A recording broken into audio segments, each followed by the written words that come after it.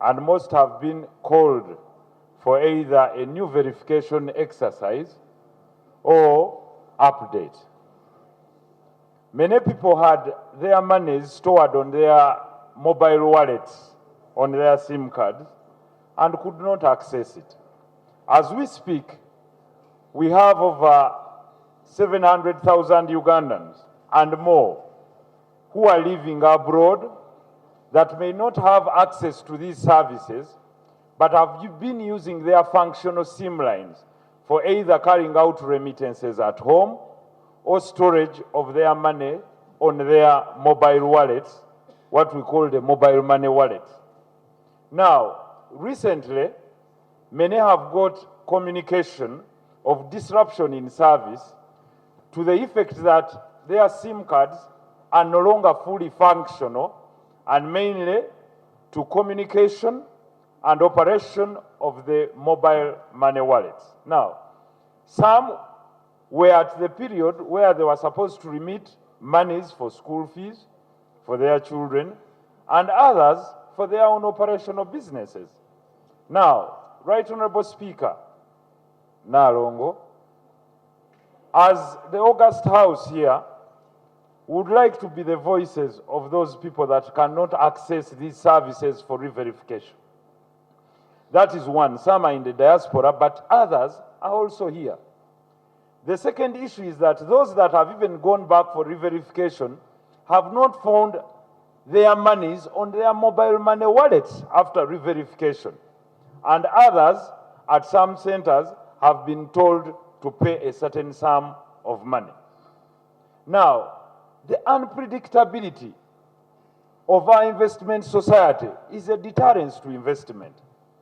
People should be able to know when they ought to either update their SIM card registration or re-verify. Secondly, we are going into a new phase because a SIM card should be either attached to your travel document, let's say passport, or to your national ID. Now, the issue before us here that we've been talking about was the countrywide update of the national identification cards by NIRA.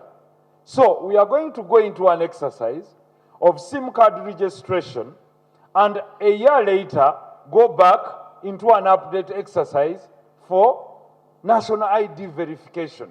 Now, if there is no coordination between departments of government, and the regulator in that case should be the UCC that regulates these companies, there's a lot of cry about the operations of telecom companies in this country from our people, from people losing money from their mobile money wallets to the, of course, unstable internet that is not fully functional, like you can see, the poor bundle services that they are handling, but also the poor speeds of the internet that we have.